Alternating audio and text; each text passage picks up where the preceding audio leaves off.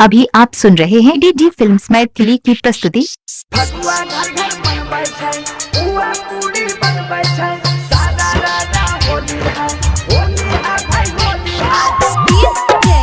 लाल बाबू जय मां कत्यानी रिकॉर्डिंग स्टूडियो मानसी एक कन्या सिंगिंग बाय बंसीधर चौधरी के यो रे लगा बई रंगबा या बिरिया के यो गाबै छै जोगीरा गे सखिया सखिया के हमर वाला महा बनलै बए मनमा होली के कारण संग में खेला वही गे सखिया सखिया के हमारा बलमा बनलै बई मनमा होली के केरा संग में खेल बही के सखिया।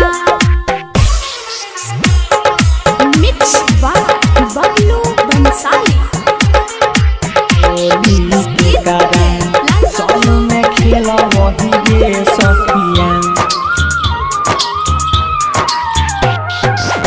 ससुरा में रहई देवारा दुलारुआ से हो बनल कठोरा बागे सखिया सखिया के सैया हमर बनल बय मनमा होली के कारण संग में खेला वही गे सखिया।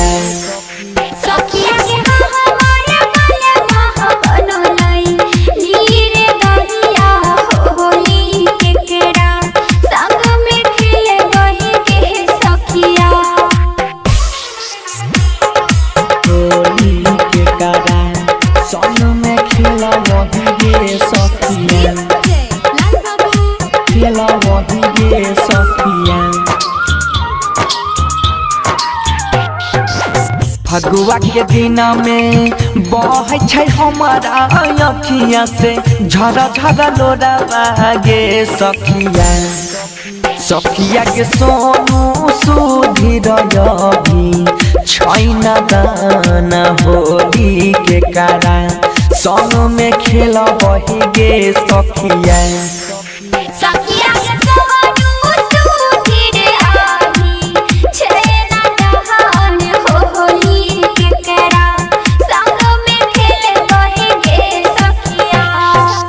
के यो रे लगा बई रंगबा या बिरिया के यो गाबै छै जोगीरा गे सखिया सखिया के हमर बलमा बनलै नीर दहिया होली के कारण संग में खेला वही गे सखिया। सखिया के हमारा बलमा बनलै बई मनमा होली के केरा संग में खेल डीडी फिल्म्स मैथिली।